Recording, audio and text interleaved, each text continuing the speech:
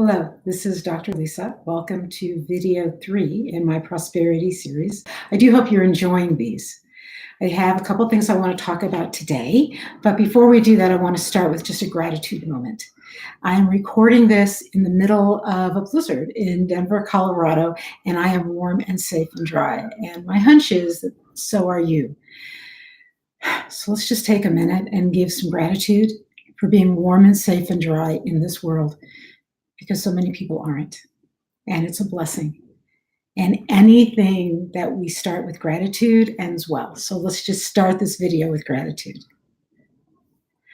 Breath of gratitude in. Thank you. Okay, 2 things I want to talk to you about today. One is the survey that you took, and if you haven't taken it yet, there's still time, but I want to give you some results from that. And then 2, another prosperity tip. So to begin with, the survey. Thank you, everyone who took the survey. Interestingly enough, the top area that you wanted me to focus on was relationships. So when I was thinking that dealing with a broken heart might be what most people were dealing with, I guess I was right. That it's about relationships where you're feeling a lack of prosperity. Number 2 is interesting. It tied. Financial and health tied in the number 2 spot. So as I go through these videos, and again, you can also catch me on my radio show, those are the issues I'm going to be addressing. Creating prosperity in relationships, prosperity financially, prosperity in our health. I will go into deeper detail on my radio show and some of my blogs about the rest of the comments that you made. But thank you so much for responding. I truly appreciate it. Number 2, today, some tips. Been reading a great book, and you may have heard of it, a man named Joe Dispenza. I hope I didn't butcher that. And he actually healed his spine. He's sort of this magic. A lot of people know about him through a mixture of neuropsychology, quantum physics, spiritual awareness, meditation, just put all those together. And the most recent book I'm reading of his is Healing the Habit of Being Yourself. He talks in there, which is so profoundly true, that we need to become the person who has prosperity. So usually what happens, think about that, is something good happens, right? You win a prize, you get a promotion, you meet somebody new, and you feel good. The reality is those things happen more often and more powerfully, and they stay when first we feel good. So I have a great relationship show up when first I feel love, and I feel loved, and I lived in that space.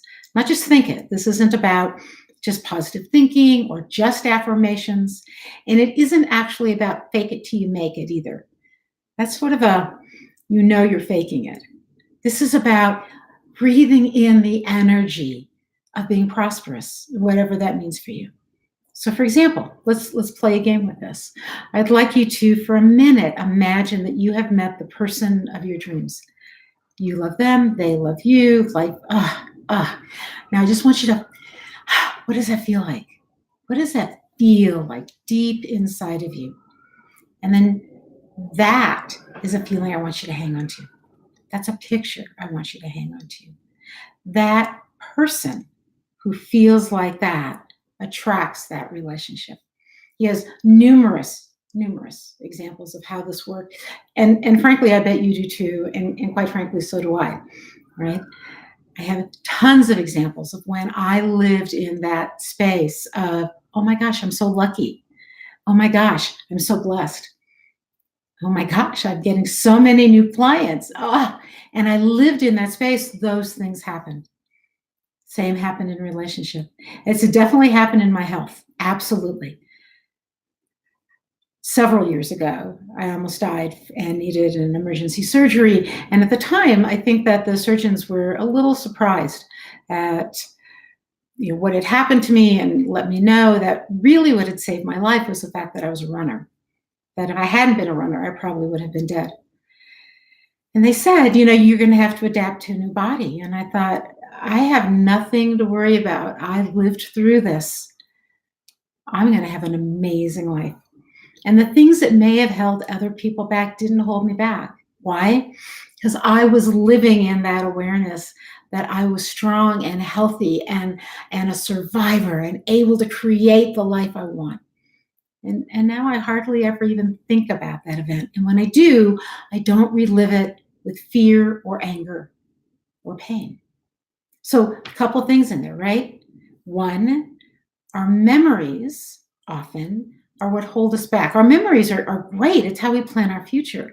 But if your memory is still tinged with anger or pain or fear, and every time you go back there into any memory, a heartbreak, a relationship that didn't work, something that happened at work where you felt unappreciated, anytime you go back there and relive the pain, the anger, the fear, you're creating that forward because you're still being that person.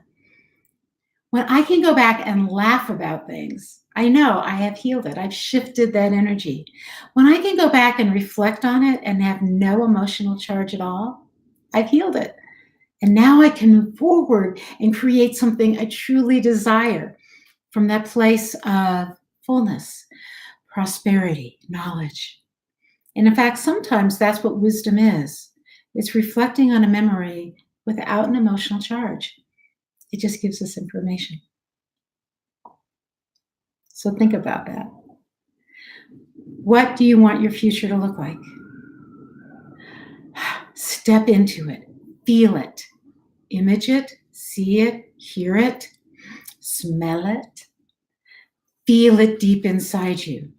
And then maybe I did this in the grocery store today because it was packed because we're having a blizzard, right before the blizzard, and walked around smiling at everyone and just thinking how blessed I was, how rich I am, how profoundly wonderful my life is.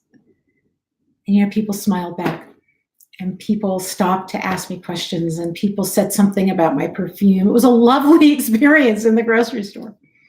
You can have that too. So that's the tip for today. I'm hoping that that works for you. Please let me know. I'd love to hear back from you. You know how to catch me, right? All the links are in the email that I'm sending you. I got a website. I got a radio show. I got a blog. Oh, yeah. I got an email too. If you go to my blog, you can message me there. Have a wonderful day. And let's end with gratitude. We are warm and safe and dry and sharing an amazing sort of magical moment right now. Stay well. Hey, and let me hear from you. I'd love to.